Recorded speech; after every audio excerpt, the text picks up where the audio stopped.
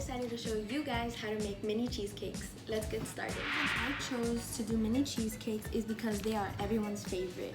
You can customize them, everybody gets their own little cup, and let's be honest, who wouldn't want their mini cheesecakes? Okay, so here are the few items you will need to make these mini cheesecakes. Obviously, you will need a blender or a hand mixer, oven, or a toaster oven. So starting off, we got our mini cheesecakes. I got these at Winn-Dixie. They are always 2 for $4. You can also find them at Publix and Walmart. You can get any type of cream cheese that you like. There's Philadelphia, thin cheese. It really doesn't matter, it's just your preference. I actually like the one from the dollar store. If you don't have sugar, you can use vanilla extract, or you can use sweetened condensed milk. Depending on how many mini cheesecakes, you will either use 1 or 2 eggs.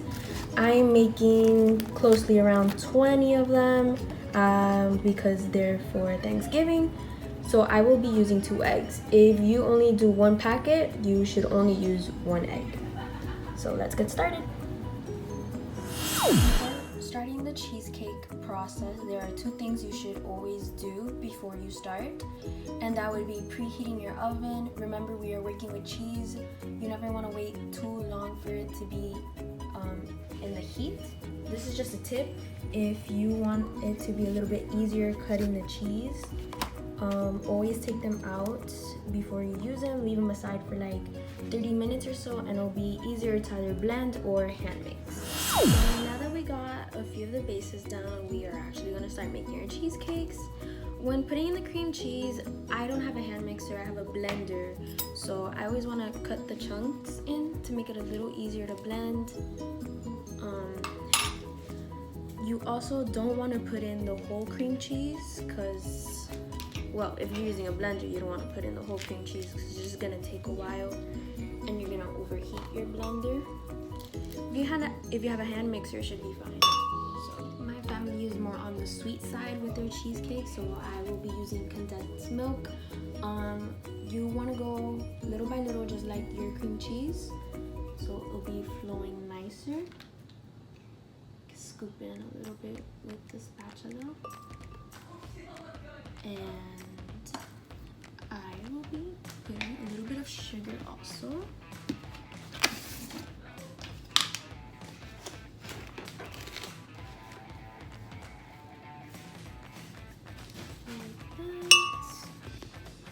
Not too much since you're using condensed milk already, but if you don't use condensed milk, then you should put 2 cups of sugar in. Remember, I am making about 20 cheesecakes, so I will be putting in 2 eggs. If you're just making 6, use 1 egg, and you can put the eggs in right away. But when you're blending in, you don't want to make it too battery. So I'm going to start the blender. I'm going to blend little by little. For blender users only, if you have a hand mixer, make sure it is creamy and not too watery, so it will flow nicer. So I like to start on low, and I'm just going to give it a little milkshake.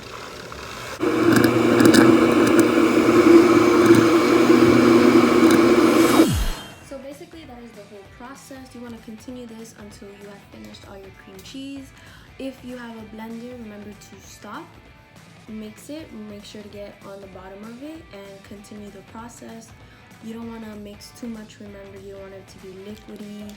If you have a hand mixer, then you guys are already ready to pour it in the mini cheesecake cups. You want this consistency.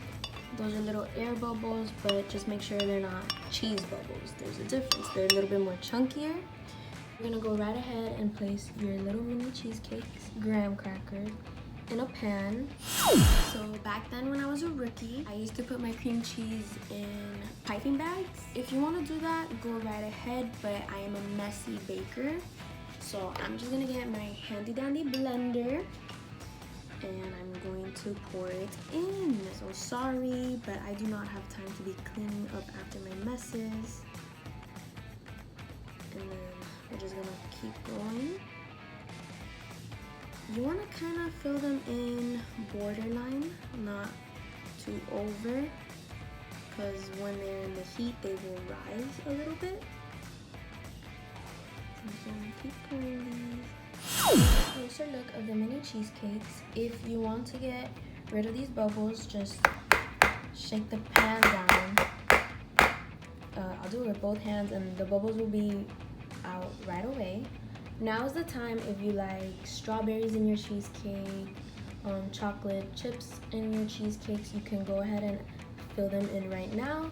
So we're gonna go ahead and pop these into the oven for about 30 to 35 minutes.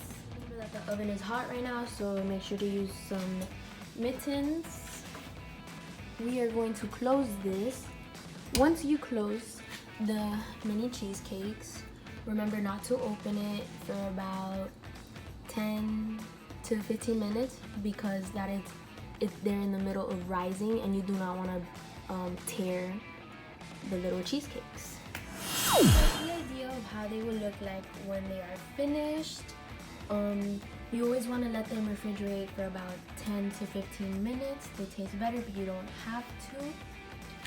And then these are the ones I'm making later. These are not ready and these are ready. You can leave them in a little more if you like the crust to be a little bit more crunchy. So yeah. Okay guys, so here are some of the many toppings you can use. And here are the final products of the mini cheesecakes. Some plain ones, coconut. We have the Oreo, and cherry fave, caramel, strawberry. Like I said, you can put any type of toppings you want on these. So that's it. I hope you guys enjoyed this video. I enjoyed making it, and see you guys next time.